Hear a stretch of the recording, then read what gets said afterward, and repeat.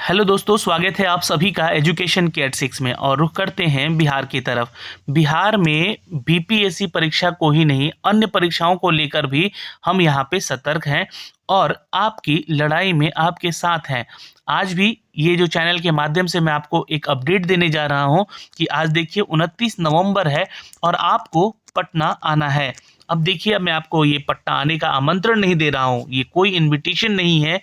ये आपके हक की लड़ाई है, आपके अधिकार की लड़ाई है और ये लड़ाई आपको खुद लड़नी है। और ये कोई प्रोटेस्ट जो है ना, ये असंवैधानिक नहीं है, ये संवैधानिक तरीके से लड़ी जा रही है। हमारे हक के लिए लड़ाई हो रही है, हम अपने हक की लड़ाई यहाँ पे रख रहे हैं। हो सकता है कि ये मामला जो है 67वीं बीपीएससी का कोर्ट में भी चला जाए आगे चलकर, क्योंकि अगर यहाँ पे अध्यक्ष महोदय या फिर जो भी परीक्षा नियंत्रक है अमरिंदर प्रताप, अगर ये नहीं सुनते इन सभी चीज़ों को, तो हो सकता है कि ये मामला कोर्ट में भी अब जाएगा।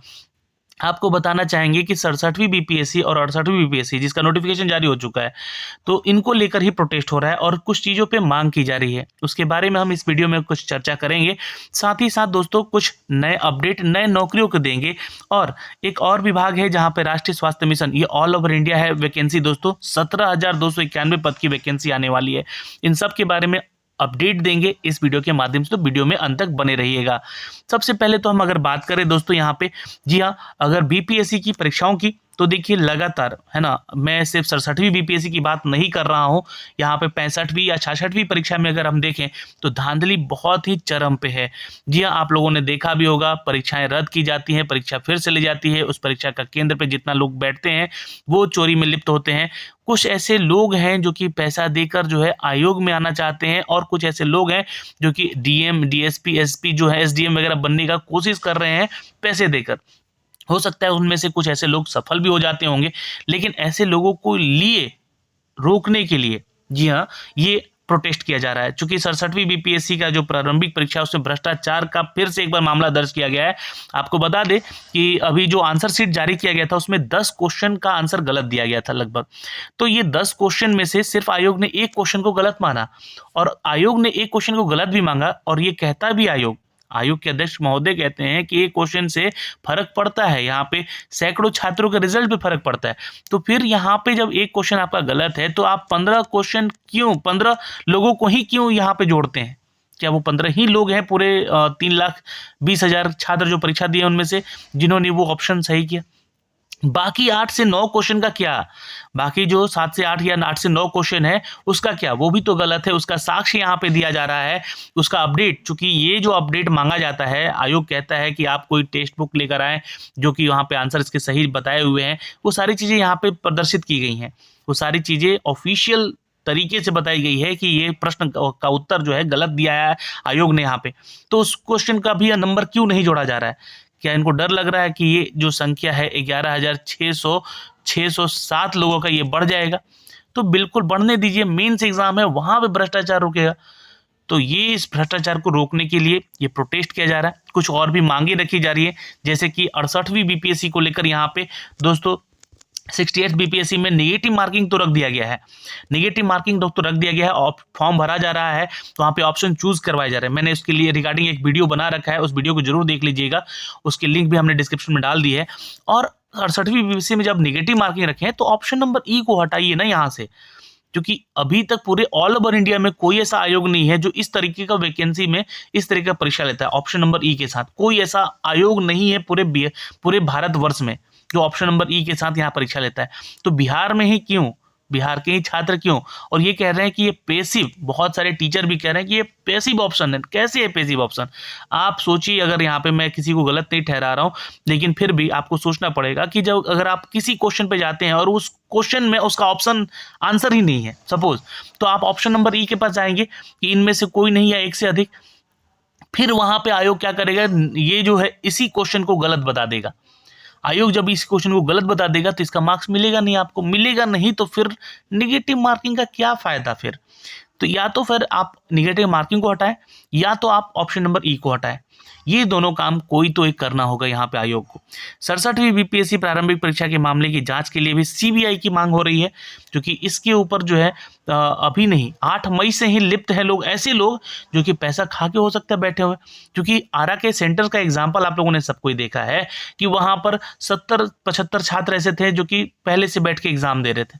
तो जब वो पूरा वैकेंसी 67वीं बीपीएससी अगर देखा जाए तो भ्रष्टाचार में लिप्त है। अगर इस परीक्षा के ऊपर काम नहीं किया गया, सीबीआई जांच नहीं बिठाएगी, तो हो सकता है कि बहुत सारे ऐसे एसडीएम या डीएसपी बनकर आ जाएंगे जो कि यहाँ पर बिहार में कार्य करेंगे। और आपको बता दें कि वो भ्रष्टाचार से आएंगे, यहाँ पे एंट्री मारेंगे और वो भ्रष्टाचार ही फैलाएंगे आपके बिहार राज्य में। फिलहाल मैं उतनी दूर नहीं जाना चाहता हूँ। आप लोगों को मैं बस इतना कहना चाहता हूँ कि आज 29 नवंबर है और आपको पटना पहुँचना चाहिए और अपने अधिकार की, अपने हक की लड़ाई संवैधानिक तौर पे लड़ना चाहिए। कोई भी उपद्रव ना हो, इस बात का ध्यान रखिएगा और अपना ख्याल रखिएगा। यहाँ पे आगे चलते हैं, अन्य परीक्षाओं की बात करते हैं दोस्तों। अन्य परीक्षाओं में आते हैं तो दोस्तों सीटीटी, देखिए ये जो परीक्षा है ये शिक्षक बनने की पात्रता है और बिहार में भी आपको बता दें कि शिक्षक बनना एक बहुत बड़ा जी हाँ कार्य है। मतलब बहुत ही बड़ा एक कह सकते हैं कि मतलब उपाधि हो जाएगी कि आप शिक्षक बन गए। कैसे भाई? तो बहुत ही सालों से प्रोटेस्ट भी कर रहे हैं छात्र, लाठी भी खा रहे हैं छात्र। आप लोगों को शायद न्यूज़ नहीं दिखलाया जाता होगा, लेकिन आप पटना पहुंचिए, जहाँ पे आप धरना स्थल है वहाँ पहुंचिए। देखिए किसी न किसी जिले से कुछ लोग पहुंचते हैं वहाँ पे प्रोटेस्ट करने, उनको लाठी मार के भगाया जाता है। तो शिक्षक बनने में भी बहुत मेहनत है। फिलहाल ये जो परीक्षा है ये सेंटर लेवल पे हो रही है, जो कि एक पात्रता परीक्षा है। सीटेट आप क्लियर करते हैं तो आपको जो है शिक्षक बनने के लिए उपाधि मिल जाती है कि आपके पास सर्टिफिकेट हो जाता है कि आप शिक्षक बन सकते हैं। लेकिन इसके साथ साथ आपका ग्रेजुएशन कंप्लीट होना चाहिए और प्लस में आपका जो है बीएड होना चाहिए आपके जिस भी सब्जेक्ट में आप हैं। तो बिहार में भी इनके सेंटर्स रखे गए हैं और करीब 4,86,000 अभ्यर्थी जो हैं इस बार बिहार में परीक्षा देंगे। और जिन लोगों ने बिहार के लिए फॉर्म भर रहे हैं, मतलब बिहार से फॉर्म भर रहे हैं और लास्ट डेट में फॉर्म भर रहे होंगे, उनको सीट अवेलेबल नहीं हो पा रहा होगा। आप लोगों ने देखा भी होगा बहुत सारे ऐसे छात्र छात्राएं हैं जो कि इसका फॉर्म भरते हैं, तो उनको यहाँ पे दिक्कतें हुई हैं, चूंकि इस बार सीटेट जो है लिमिटेड सीट ही रखा है हर एक स्टेट में। तो आप लोगों को अगर यहाँ पे कोई भी देखिए फॉर्म भरने में कोई गलती हुई है तो 3 दिसंबर तक जो है आप जो है यहाँ पे इसका सुधार कर सकते हैं। सोमवार से आवेदन फॉर्म में सुधार किया जाएगा यहाँ पे और इन सभी की त्रुटि जो है 3 दिसंबर तक ली जाएगी। लेकिन सेंटर में कोई बदलाव नहीं होगा, ये बात यहाँ पे साफ साफ लिख दिया गया है। और आप अपने जो रजिस्ट्रेशन फॉर्म में सुधार करना चाहते हैं, कुछ गलती हुई है तो कर सकते हैं। ये यहाँ पे एबिलिटी दिया गया है कि किस जिले में कितना सीट अवेलेबल है, यहाँ पे छात्र बैठ के एग्जाम देंगे।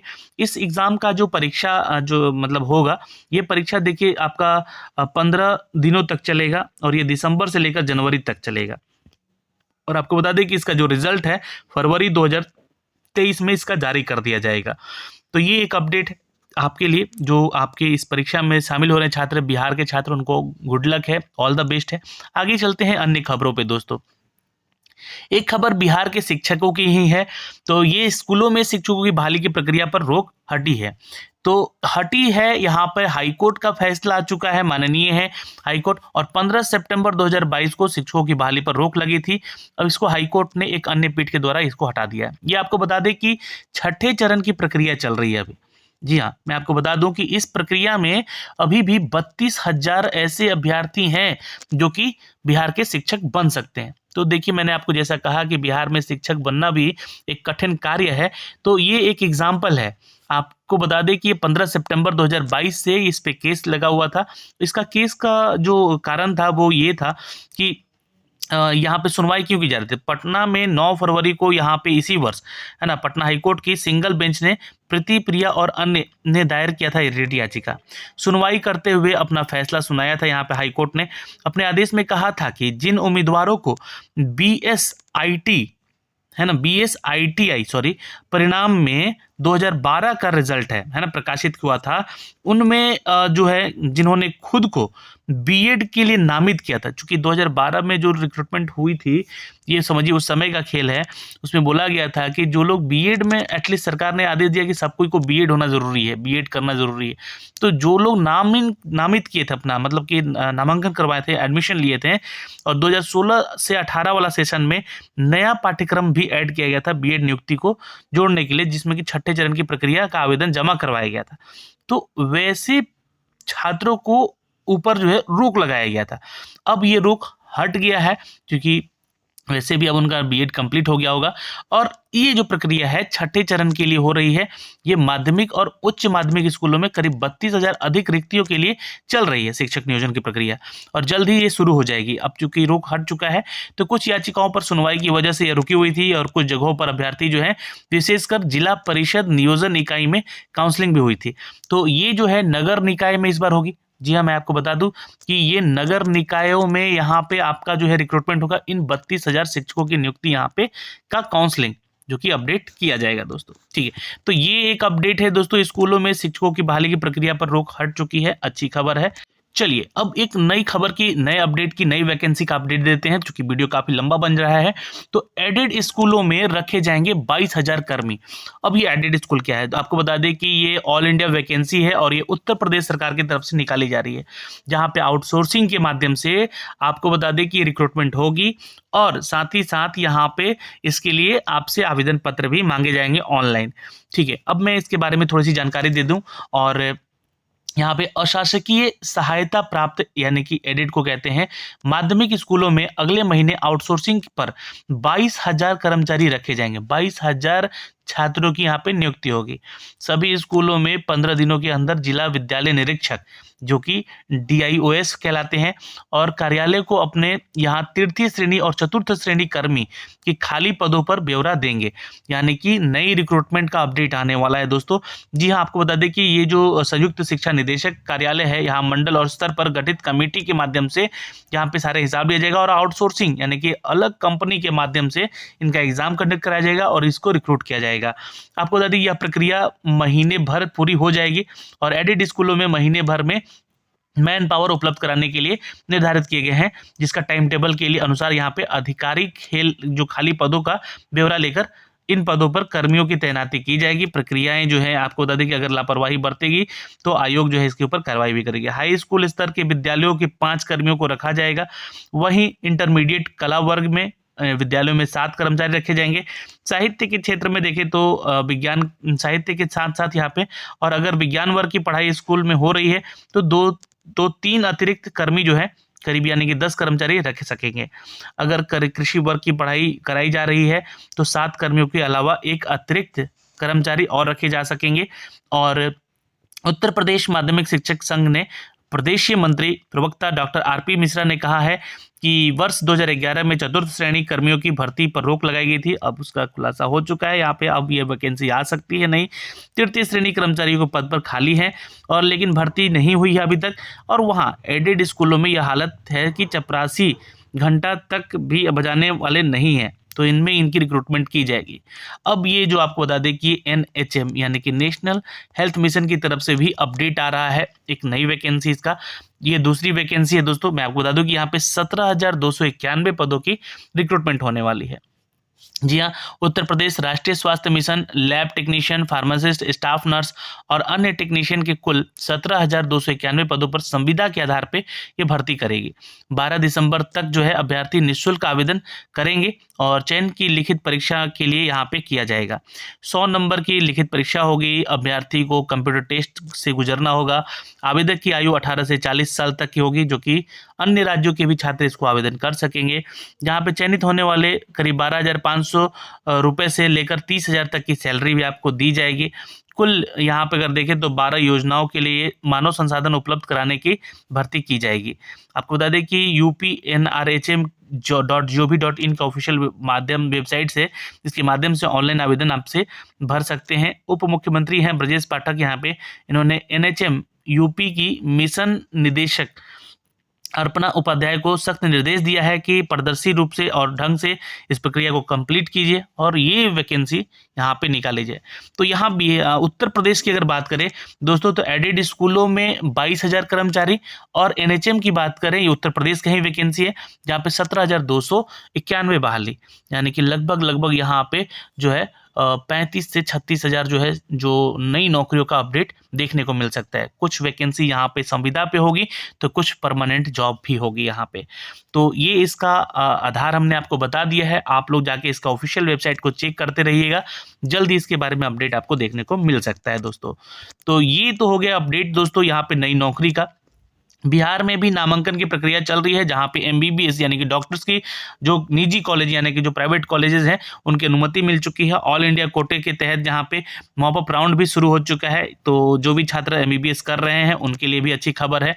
टीटी शिक्षक वर्ग को लेकर देखिए बीजेपी जो है सपोर्ट कर रही है अब, क्योंकि देखिए बिहार में क्या है ना कि जो विपक्ष में होता है, जो पॉलिटिशियन विपक्ष में होते हैं वो कुछ दिन के बाद पक्ष में आ जाते हैं, यानी कि सरकार में आ जाते हैं, और जो सरकार में होते हैं वो विपक्ष में चले जाते हैं। तो यहाँ पे इनका चलता रहता है, ये अपने फायदे अपने कुर्सी का ही देखते हैं लोग, ठीक है। और इसमें पिसते हैं, इसमें सर्कस के मदारी के बंदर बनते हैं कौन? तो अभ्यर्थी, बेरोजगार। तो ये आपके लिए आपको एक अपडेट दिया गया है कि टीटी शिक्षक संघ बीजेपी करेगा समर्थन। टीटी शिक्षक संघ मूल ने बिहार के 2.25 लाख टीटी शिक्षकों की अलग संवर्ग बनाने का, पूर्ण वेतन देने का और राज्यकर्मी का दर्जा की मांग की है। संघ के प्रदेश अध्यक्ष अमरदीप डिसूजा ने कहा है कि इन सभी मांगों को माना जाएगा, उसे समर्थन दिया जाएगा। संघ बीजेपी का समर्थन करेगा। और विधान परिषद के नेता प्रतिपक्ष सम्राट चौधरी ने आवाज भी उठाई है। तो ये अभी कुछ दिन पहले ये लोग सरकार में थे, तो यहाँ पे उल्टा ही बात कर रहे थे, और अब यहाँ पे समर्थन करने को आ गए हैं शिक्षकों को। तो ये अपने आप में एक विडंबना है बिहार के, जो अपडेट है यहाँ पे दी गई है। तो फिलहाल दोस्तों ये जो वैकेंसीज हैं इनके बारे में सारा डिटेल हमने आपको अपडेट किया है इस वीडियो के माध्यम से। आपके लिए अच्छी खबरें आ सकती हैं जल्दी, नई वैकेंसीज के नए अपडेट जो कि हम आप तक पहुँचाएंगे अपने चैनल के माध्यम से। लेकिन आज आपको पटना पहुँचना चाहिए, आज इस प्रोटेस्ट में पार्टिसिपेट करना चाहिए। जय हिंद।